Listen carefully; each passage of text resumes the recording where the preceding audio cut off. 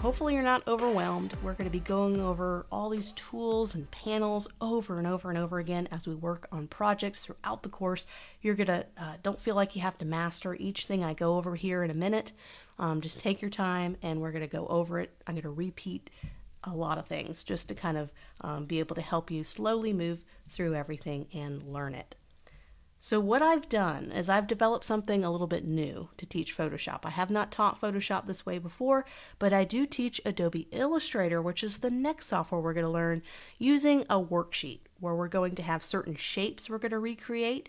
We're going to recreate lots of different things using this worksheet. It's a great practice test run so that you can do everything along with me and you can feel like you can do it step by step. So I developed this Photoshop document. You can download it right here in the Photoshop section or the Photoshop folder of the downloadable resources, and you'll be able to open it up and see what you're seeing right now. I've opened up the Photoshop Student Worksheet.psd. And PSD is the file name that is used for any Photoshop file. So go ahead and double click that, open it up. We're going to start in the upper left-hand corner and slowly work our way through the document.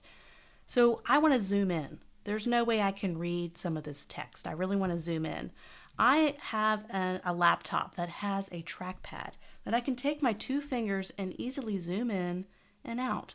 But some of you guys don't have trackpads. But if you do have a trackpad, you can zoom in and out by pinching your 2 fingers in and out. It's very helpful. But if you just have a mouse and keyboard, you can always go right down here to this section where you can manually type in and zoom in. So right now it's at 54% view. If I were to type in 100%, this would show 100% view of the document. This is just like Microsoft Word and other programs.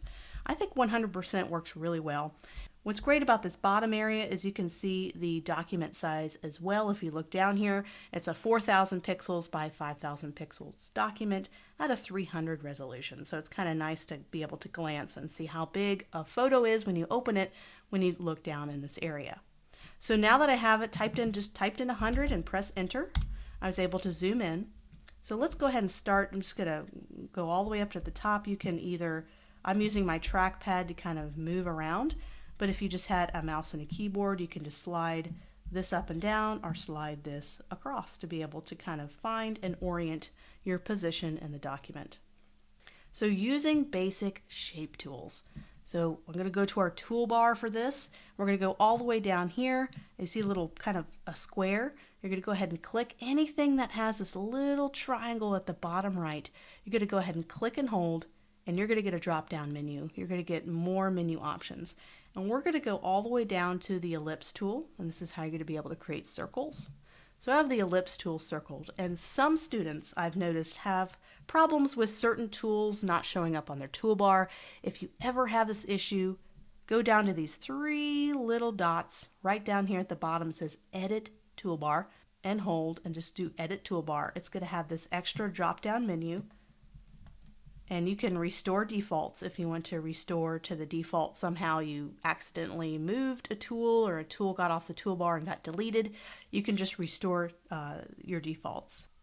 So with our circle tool selected, I want to make an imperfect oval. So that's going to be easy. I'm just going to click and drag and try to match this shape. So I'm going to click somewhere up here, click and drag, and I'm going to be able to make an imperfect oval. And I could take these transform controls and bring it down if I want to make it match that gray area perfectly. So let's kind of make it match, kind of make sure everything is over that gray area. So we were able to recreate that simple oval. So let's say I want to move this object around. So we're going to get what's called the Move tool, which is right up here. And there is a keyboard shortcut for this, which is V that you can press. But I like to kind of go up here when I'm first learning and click on the tool manually. So I clicked on the Move tool, and now I can click on my object and I can move it around anywhere I want, just clicking on the Move tool. And what I want to do is I want to be able to see, I want to be able to transform this oval. Maybe I want to make it a little bit longer. I just want to change the shape. How do I do that? I'm not seeing any kind of transform controls. So by default, Photoshop usually has this unchecked, but I love to be able to check it because it helps me out so much to be able to transform my shapes. So go up to the top and click on Show Transform Controls. Now all of a sudden you'll have this box with these little anchor points on it. And it's going to give us a chance to be able to change and scale our object easier. It's also, if I go to the corners, I can also rotate it as well. So this, make sure when you have the Move tool selected that you have Show Transform Controls checked. This is going to help us when we want to make objects bigger to match the gray areas. So we have a layer here. If you go down into our layer system, I'm going to go ahead and bring this out. This is what we have here. If you ever want to know what is on your layer, I like to toggle visibility on and off. See this little eyeball icon? If you click it on and off, you'll be able to kind of see what's on your layer. So I'm going to have that toggled back on, and I'm going to call this oval. It's really nice to be able to name your layer so you don't get lost. So that is my oval layer. So what I want to do, if I want to create the next shape, I want to be able to create a new layer so that I can move these independently. If I didn't, let's say I went ahead and I wanted to create this next circle, and I create it, they're on the same layer now. So now if I take the Move tool, they're like connected, and I can't really move them independently, and I want to be able to do that. So let's create a fresh new layer. So I'm going to go down here to create a new layer. It's going to be a little addition sign. So create a new layer, and we're going to call this circle. And now we can get our ellipse tool and be able to create a simple circle. But I want the circle to be perfect, not imperfect.